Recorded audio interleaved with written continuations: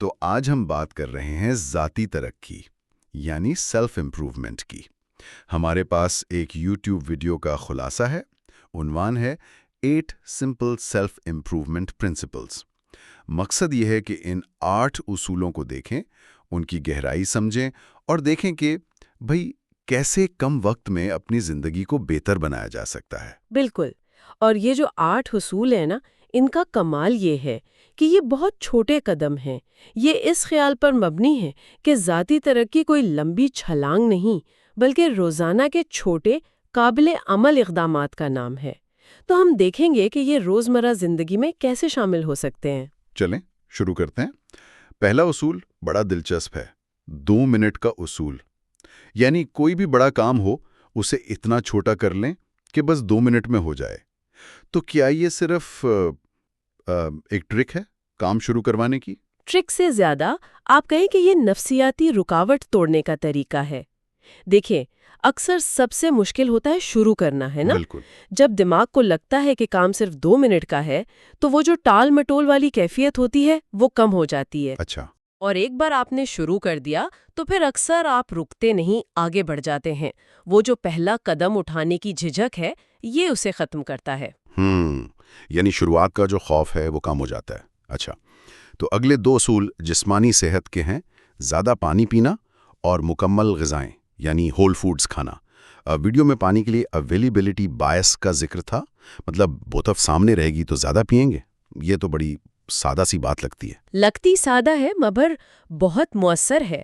اصل میں یہی اصول مکمل غذاؤں پر بھی لاگو ہوتا ہے، یعنی ایسی چیزیں کھائیں جو کم پروسیسڈ ہوں، جن کے اجزاء آپ سمجھ سکیں، جیسے پھل، سبزیاں، انڈے۔ اچھا۔ ویڈیو میں یہ بھی تھا کہ جن چیزوں کے نام آپ بول نہیں سکتے ان سے بچیں۔ تو جب آپ جانتے ہیں کہ آپ کیا کھا رہے ہیں تو آپ کی توانائی کی سطح بہتر رہتی ہے۔ یہ اپنے جسم کا خیال رکھنے کا ایک شعوری طریقہ ہے۔ صحیح۔ تو جسمانی صحت ہو گئی، اب آتے ہیں ذہنی صحت کی طرف۔ چوتھا اصول، روزانہ شکر گزاری کی مشق۔ کہتے ہیں اس سے تناؤ کم ہوتا ہے، کیا یہ بس پازیٹیو سوچنا ہے؟ یہ اس سے تھوڑا گہرا ہے۔ دیکھیں، ویڈیو میں ریٹیکولر ایکٹیویٹنگ سسٹم یعنی RAS کا ذکر ہے۔ یہ ہمارے دماغ کا وہ حصہ ہے جو فلٹر کرتا ہے کہ ہمیں کس چیز پر توجہ دینی ہے۔ جب آپ شکر گزاری کی مشق کرتے ہیں تو آپ لاشعوری طور پر اپنی زندگی کی اچھی چیزوں پر زیادہ دھیان دینے لگتے ہیں۔ اچھا، یعنی دماغ کو ٹرین کرنا۔ جی، ایک طرح سے وہ کشش کا قانون والی بات بھی اسی سے جڑتی ہے کہ آپ جس چیز پر فوکس کرتے ہیں وہ آپ کو زیادہ نظر آتی ہے یا آپ کی طرف آتی ہے۔ اور ویسے بھی ریسرچ تو بتاتی ہی ہے کہ شکر گزاری سے ذہنی سکون ملتا ہے۔ دلچسپ۔ اچھا، آگے بڑھتے ہیں۔ 5واں اور 6واں نقطہ علم حاصل کرنے پر ہے، کتابیں پڑھنا اور ٹیڈ ٹاک سننا۔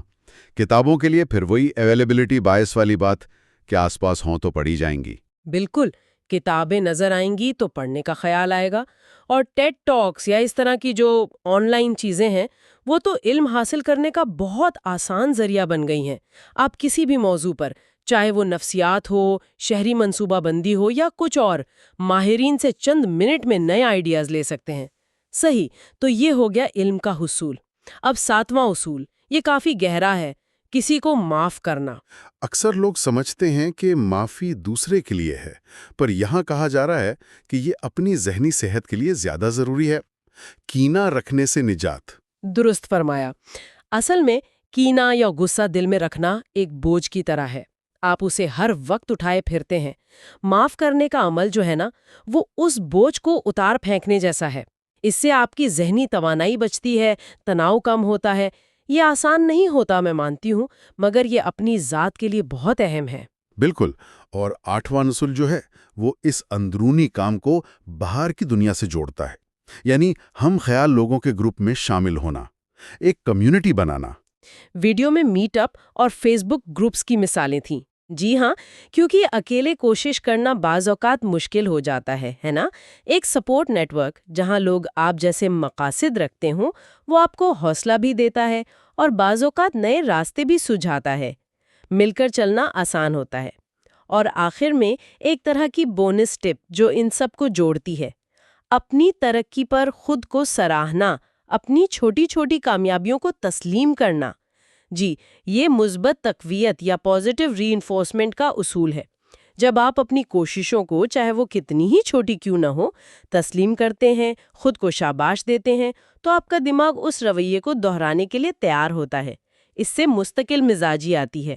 یہ اپنے آپ پر سختی کرنے کے بجائے مہربانی کرنے کا عمل ہے۔ تو گویا یہ 8 اصول اور یہ آخری نقطہ، یہ مل کر ایک پورا پیکج بناتے ہیں۔